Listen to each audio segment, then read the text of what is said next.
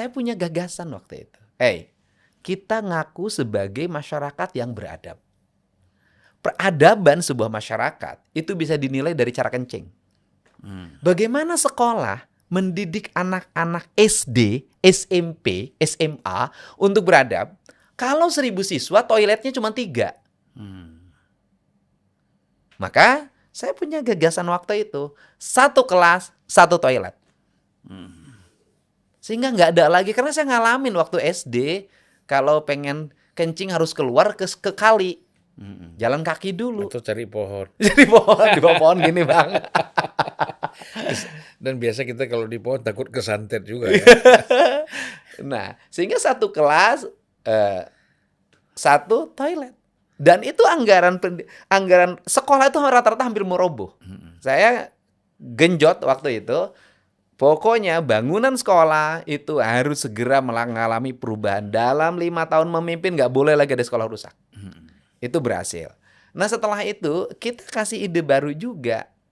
Saya bilang, ini kan sekolah kita ini aneh Bang. Kita mewajibkan masyarakat kita, anak-anak generasi kita sekolah 12 tahun. Tapi ruang kelas SD dengan SMP menyusut. Ruang kelas SMP ke SMA menyusut. Sehingga selalu ribut lah di BPDB dengan sistem zonasi segala macam yang ramai sekarang. Loh, saya bilang bukan itu yang harus dibangun dalam pikiran saya. Saya waktu itu merubah SD yang jaraknya agak jauh ke SMP, dibuat semuanya 9 tahun. Sehingga di daerah-daerah agak terpencil, kelasnya jadi 9. Mereka nggak usah lagi masuk SMP, SD-nya sudah 9 tahun. Iya.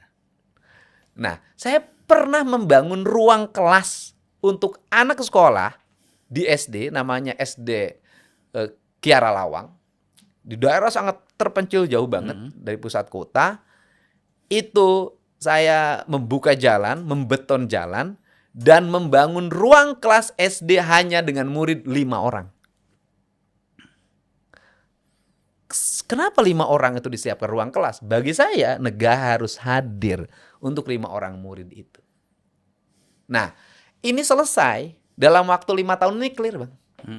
Jalannya sudah pada beton, berhot mix, bangunan sekolah bagus-bagus. Kemudian sistemnya itu saya rubah. Bagaimana anak-anak itu agar bisa bersekolah dengan baik? Saya rubah Bang, kalau sekolahnya tidak jam 7, jam 6 pagi. Ada logika yang menarik. Ketika sekolahnya jam 7, banyak yang kesiangan. Ketika masuk kelasnya jam 6, gak ada yang kesiangan. Plus bagaimana mereka sekolah tuh berat di mana sih? Di jajan Bang. Bukan biaya sekolahnya. Anak-anak harus bawa nasi ke sekolah.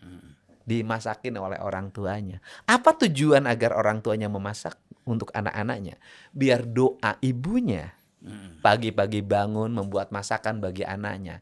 Itu adalah bagian nutrisi spiritual yang bisa membangun karakter anak. Karena saya merasakan betul bagaimana masakan ibu.